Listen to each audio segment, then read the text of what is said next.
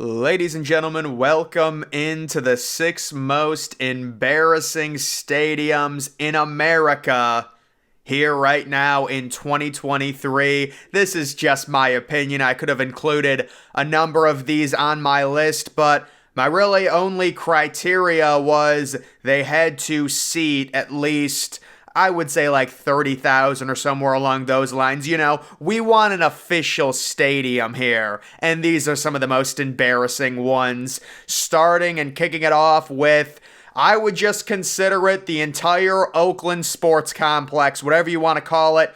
The combination of what formerly was Oracle Arena and the Oakland Coliseum, two extremely old venues.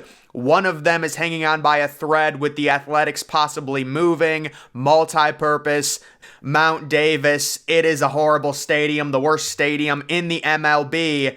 And then you also have the cherry on top, Oakland Arena, which hosts concerts and magic shows and comedy events and things like that. So both of these really, really old, really outdated. The Oakland Arena, the exterior of it looks like an abandoned Dollar General, and then the Coliseum just looks like a giant pile of crap. The only renovation that I can recommend for these two is a wrecking ball. I'm sorry, I'm being a little mean to these, but I mean, this is just sad. What I think's going to happen once the A's move out of the Coliseum, both of these venues will be destroyed, and they're going to repurpose the entire area because there's a lot of parking when you look at aerial shots of this because of both the venues being right next to each other. So I do think they will completely repurpose the land. There is an idea that maybe they turn it into some kind of softball field. I don't think there's much of a point to that, let's be real, but just that entire complex, you can say the Coliseum, you can say Oakland Arena. Better yet, when it comes to embarrassing stadiums, venues in America, might as well combine the two for the ultimate double team. Moving on to the next one, it is Cajun Field, located in Louisiana, home to their football team, and the real problem with this one, the exterior. I mean, it is a concrete wall of dystopia. It is really disgusting and really sad. It looks like some type of formation you would find in Moscow, Russia, in one of their industrial zones. Very, very depressing. The interior of it, pretty bare bones when it comes to a college football stadium. I do have to note they are getting a renovation, so the stadium will be improved and it desperately needs it. But when it comes to most embarrassing stadiums in America, I would say just because of the concrete exterior, this has to be on the list. The next one is Dream Style Stadium, home of New Mexico, the college football team. I believe it's now renamed to University Stadium after some type of naming rights issue with Dream Style. The reason this one is on the list, you take a look at the press box and like the stairs going up to it, it looks like an apartment that you would rent for $300 a month. And it's like, got mice, it's got bed bugs, all of it, maybe like a bad motel, something like that. I mean, you've got to improve that. This is the home to the New Mexico Bowl. Can we get a better facility for New Mexico? If you guys don't know, both New Mexico and New Mexico State routinely are two of the worst college football teams, and New Mexico Stadium, it's not helping the situation at all. You're not going to get recruits with something that looks like that. I mean, imagine you're an announcer walking up there. That's like flashbacks to your first apartment or something. That is just a terrible setup. And then the field design, I will give it credit. Very, very impressive view, but we're just ranking the stadium. We're just ranking the stadium, not the view from the stadium. And because of that press box, looking at that right there, the stands, there's really not much to it, but it's just the press box. All they need to do is update that, and it would be significantly better because it does have an amazing view and a really good advantage in that way.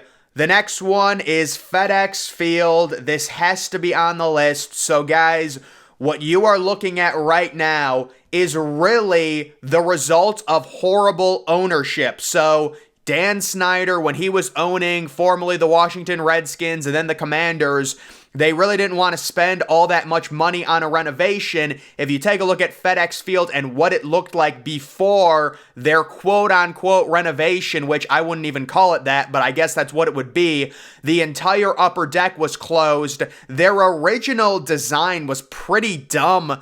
It actually sat the most people out of any NFL stadium back in 2001. The issue is it's fully enclosed. There's no way to see any views of anything, and it comes off with that MetLife type design. But then the Redskins, having the attendance issues, constantly dealing with empty seats in their upper deck, they decided to chop off some of the sections, but they did it in probably the cheapest way possible.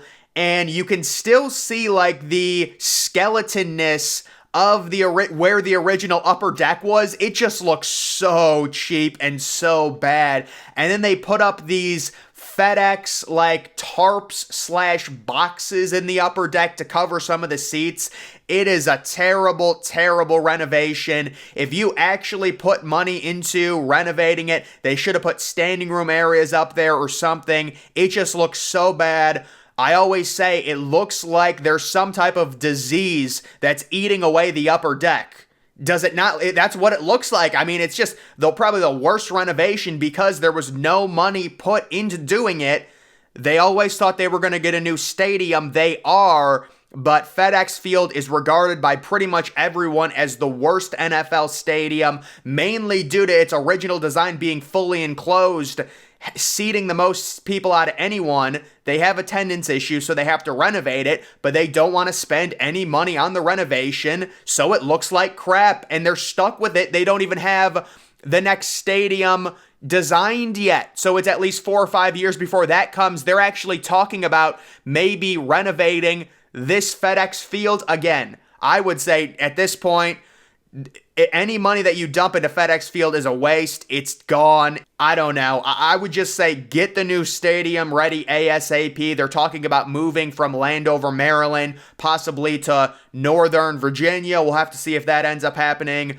But either way, yeah, just a terrible, terrible stadium. The only positive is kind of the camo seating in the club section, the middle bowl. I do like that. That's a nice little touch. I'll give them credit for that. Normally, I don't like that type of color seating, but the way it looks, it does look pretty good. Next, it is Rice Stadium. So this is a combination of factors, but the biggest one, it is just far too big for Rice. Rice, it has not been good at football for a while.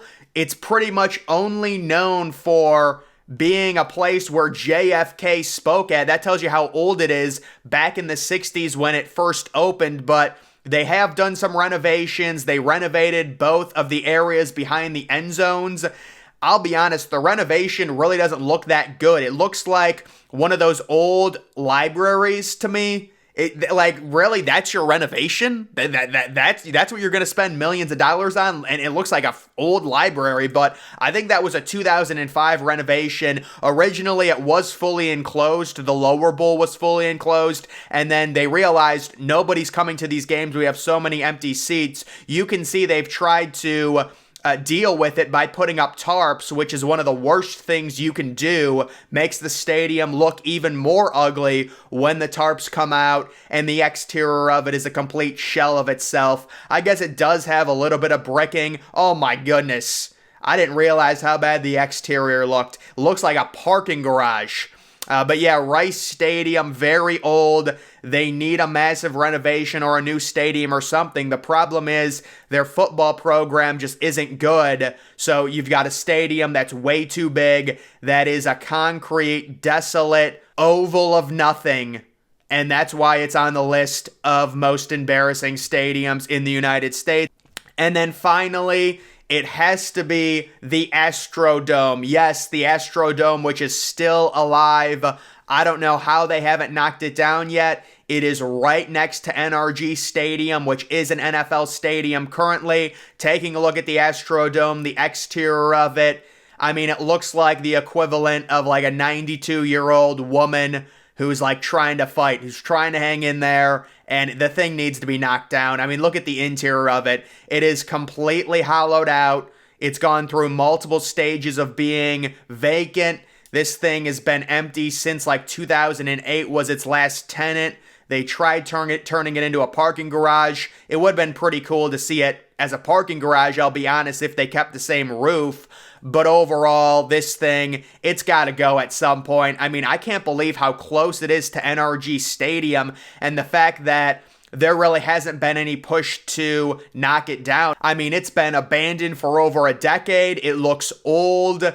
It looks decrepit. And it's right next to an NFL stadium. It's got to be on the list at this point. You know, this one might be cheating a little bit. Technically, you could also include Aloha Stadium, which is due to get knocked down. RFK Stadium, that's another one that's due to be knocked down. But this one, it seems like there's not even an end date on when it's actually going to get demolished. We'll have to wait and see. But that is another embarrassing stadium. At this point, I will note, originally the Astrodome in 1965, great innovation, the eighth wonder of the world. I have nothing against it. I'm just saying this thing should have been demolished about 15 years ago, and it's somehow still standing.